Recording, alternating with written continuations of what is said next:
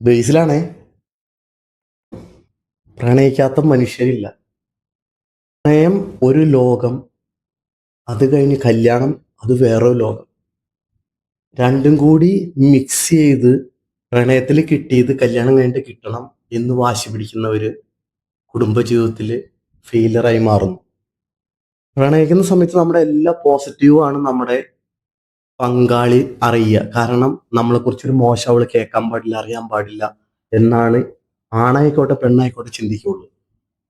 കല്യാണം കഴിഞ്ഞു കഴിയുമ്പോൾ നമ്മുടെ എ ടു സെഡ് കാര്യങ്ങൾ അവരറിയും. അപ്പോൾ അത് മനസ്സിലാക്കി ജീവിക്കുന്നവർക്ക് ജീവിതം മനോഹരമാണ്. അത് മനസ്സിലാക്കാൻ ഉൾക്കൊള്ളാൻ പറ്റാത്തവർക്ക് ഇങ്ങേരെ എന്നെ പറഞ്ഞു പറ്റിച്ച് കിട്ടിയതാണെന്നുള്ളൊരു ചിന്ത, അല്ലെങ്കിൽ അവൾ എന്നെ ഇന്നതൊക്കെ പറഞ്ഞിട്ടാണ് ഞാൻ ഈ കല്യാണം കഴിച്ചെന്നുള്ള ചിന്ത. ഞാൻ ഇന്ന് പറയാൻ പോകുന്ന ടോപ്പിക്ക് എൻ്റെ പ്രണയമാണ്. ഞാൻ മരിയനെ പ്രണയിക്കുമ്പോൾ ഞാൻ റൊമാൻറ്റിക് മൂഡോ അല്ലാന്നുണ്ടെങ്കിൽ ഒരു പ്രണയത്തിന്റെ ഒരു വലയത്തിന്റെ ഉള്ളിലൊന്നും അല്ലായിരുന്നു ഞങ്ങൾ. ഞാൻ ആദ്യം ചിന്തിച്ചത് എൻ്റെ പോസിറ്റീവ് കാര്യങ്ങളല്ല, എൻ്റെ ഏറ്റവും നെഗറ്റീവ് കാര്യങ്ങൾ അവൾ അറിയണം, എന്നിട്ട് അവൾ എന്നെ ഇട്ടിട്ട് പോവാണെങ്കിൽ ഇപ്പൊ പൊക്കോട്ടെ. എൻ്റെ ഫുൾ നെഗറ്റീവ് കാര്യങ്ങൾ അവൾ അറിഞ്ഞു കഴിഞ്ഞാൽ എന്നിട്ടും അവൾ എൻ്റെ കൂടെ നിൽക്കുന്നുണ്ടെങ്കിൽ അവൾ ജീവിതാവസാനം വരെ എൻ്റെ കൂടെ ഉണ്ടാവും. ഞാൻ ആദ്യം അവളോട് പറഞ്ഞ കാര്യം എന്താണെന്ന് അറിയും? എൻ്റെ മനസ്സിൽ 19ാമത്തെ വയസ്സിൽ കയറി കൂടിയ എൻ്റെ ഒരു നിയോഗം. ഞാനിത് പറയുമ്പോൾ ചിലപ്പോൾ നിങ്ങൾ വിചാരിക്കും ഇതെന്താണ് ഇവൻ പറയുന്നതെന്ന് ചിന്തിക്കും. ഞാൻ കടം വന്ന് നാട് വിട്ട സമയത്ത് എനിക്ക് എൻ്റെ മുന്നിൽ ഒന്നുമില്ല. പുറത്തേക്ക് ഇറങ്ങിയാലും അതെ, ഞാൻ എവിടെ പോയാലും അതെ, എൻ്റെ കൺമുന്നിൽ കാണുന്നത് വയസ്സായ കാർന്നോക്കന്മാരെ. വയസ്സായ കാർന്നോക്കന്മാരെന്ന് പറയുമ്പോൾ മക്കൾ ഉപേക്ഷിച്ചിട്ടും ഒരു നേരത്തെ ഭക്ഷണം കഴിക്കാനില്ലാണ്ടും അസുഖമായിട്ടും വഴിയിൽ കാലും കൈയൊക്കെ മുറിഞ്ഞ് ചീഞ്ഞ് പഴുത്ത കാർന്നോക്കന്മാര്. എൻ്റെ മനസ്സിൽ ഒരു പേടി കയറിക്കൂടി. നമ്മൾ നമ്മുടെ മാതാപിതാക്കളെ, അവർക്ക് വയസ്സായി അല്ലെങ്കിൽ അവർക്ക് എന്തെങ്കിലും ബലഹീനതകളുണ്ട്, നമ്മുടെ കുടുംബത്തിൽ നമ്മൾ കല്യാണം കഴിച്ചു, നമ്മുടെ സ്റ്റാറ്റസിന് അവർ പോരാ എന്ന് തോന്നിയിട്ട് നമ്മൾ ഈ അകറ്റി നിർത്തുമ്പോൾ നമ്മുടെ മക്കളത് കാണുന്നുണ്ട്.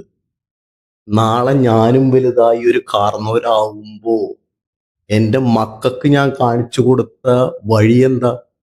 അപ്പനെ ഓൾഡ് ഏജ് ഹോം അല്ലെങ്കിൽ അപ്പനെ വഴിയോരത്ത് ഒക്കെ കൊണ്ടുവന്ന് എറിഞ്ഞിട്ടിട്ട് വരുന്നതാണ്. എൻ്റെ അവസ്ഥ എന്താണ്? അന്ന് ഞാൻ തീരുമാനം എടുത്തതാണ്,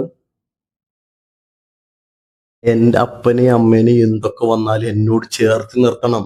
എൻ്റെ മക്കൾക്ക് ഞാൻ എങ്ങനെ എൻ്റെ അപ്പനെയും അമ്മേനെയും സ്നേഹിക്കുന്നു എന്ന് കണ്ടിട്ട് വേണം അവർ വളരാനെന്ന്. ഞാൻ പുറത്തേക്ക് ഇറങ്ങിയാലും വയസ്സായ ആൾക്കാരുടെ കാഴ്ച എൻ്റെ മനസ്സിൽ ഭയങ്കരമായിട്ട് എന്തോ ഒരു ഭയങ്കര വിഷമം, അവരുടെയൊക്കെ ഒരു കാഴ്ചകൾ കാണുമ്പോൾ. ഞാൻ അന്നോട്ട് പ്രാർത്ഥന തുടങ്ങി, എൻ്റെ ദൈവമേ, നീ എന്തിനാണ് അവർക്ക് ഇങ്ങനെ ഒരു വിധി കൊടുത്തത്? ഒരു നേരത്തെ ഭക്ഷണത്തിന് വല്ലവരും ഭക്ഷണം കൊണ്ടുവരുന്ന് കാത്തിരിക്കേണ്ട ഒരു അവസ്ഥ. പ്രാർത്ഥന തുടങ്ങി 1, 2, 3 ദിവസം കഴിഞ്ഞപ്പോൾ എൻ്റെ മനസ്സിലേക്ക് ഒരു സ്വപ്നം പോലെ വരികയാണ്. എൻ്റെ ചുറ്റും ഒരുപാട് പേര് കാർന്നോക്കന്മാരിയ്ക്കുന്നു. ഞാൻ അവർക്ക് ഭക്ഷണമൊക്കെ വിളമ്പി കൊടുക്കുന്നു, നല്ല ഹാപ്പി ആയിട്ടിരിക്കുന്നു.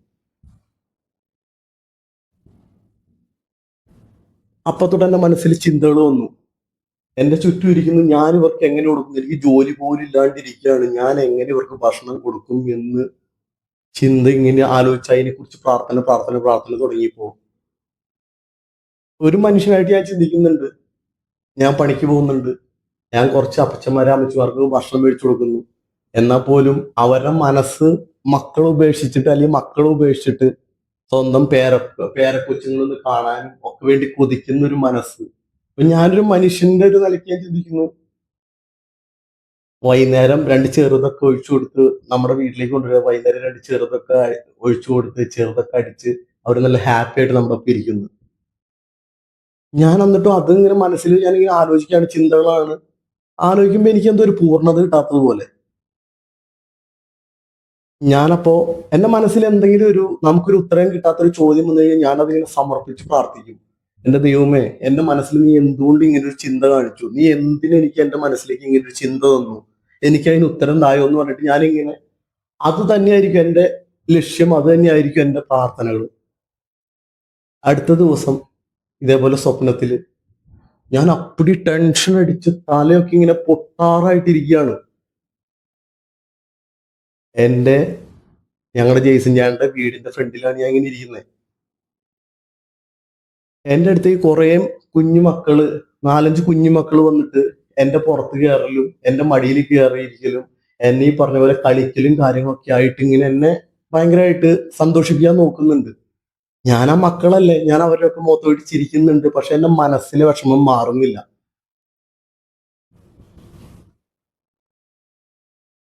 അടുത്ത് എനിക്ക് കാണിച്ചു തരുന്നതാണ്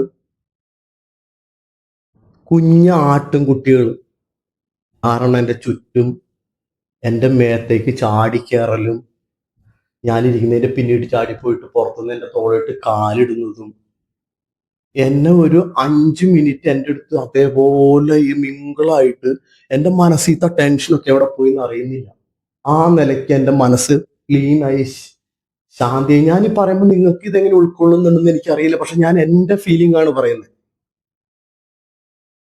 അങ്ങനെ ആ സ്വപ്നം കഴിഞ്ഞു. ഞാൻ എഴുന്നേറ്റു. എനിക്ക് അതിന്റെ അർത്ഥമൊന്നും മനസ്സിലാവുന്നില്ല. ഇത് എന്താണെന്നൊന്നും മനസ്സിലാവുന്നില്ല.